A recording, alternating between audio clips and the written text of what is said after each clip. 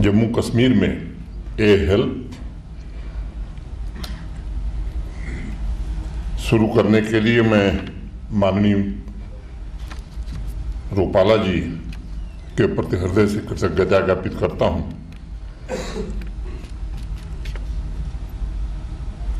और मैं समझता हूं कि जम्मू कश्मीर के एनिमल हस्बेंड्री सेक्टर के उत्थान के लिए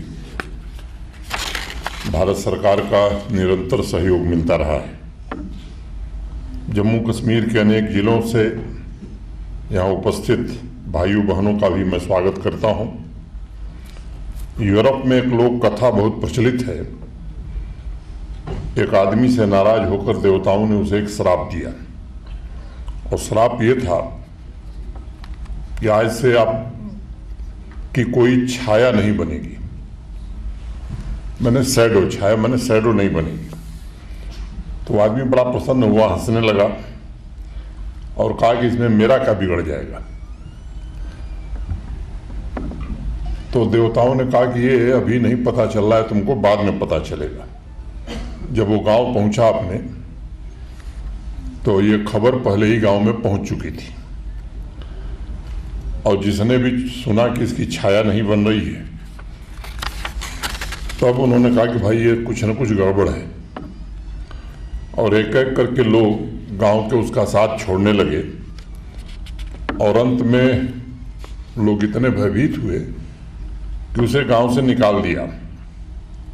उसने बहुत तर्क दिया कि भाई केवल मेरी छाया मिटी है, मुझ में कोई दोष नहीं है। छाया के मिट जाने के बावजूद मैं पूरा का पूरा वही हूं जो पहले था। लेकिन गांव के किसी आदमी ने उसकी बात न सुनी।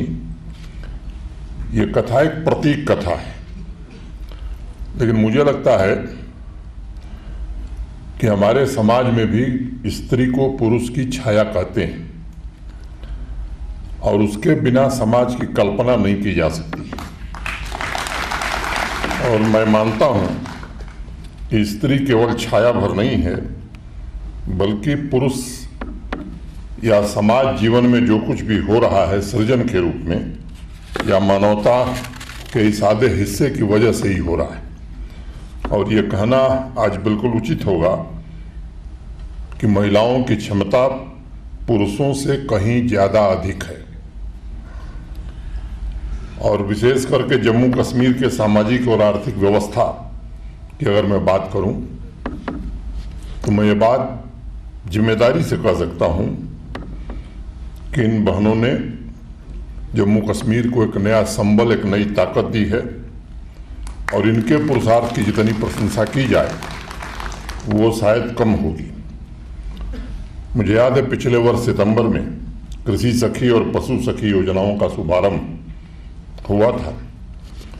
जो आंकड़े उस समय मैंने साझा किए थे, मुझे लगता है कि आज मुझे बताना पड़ेगा।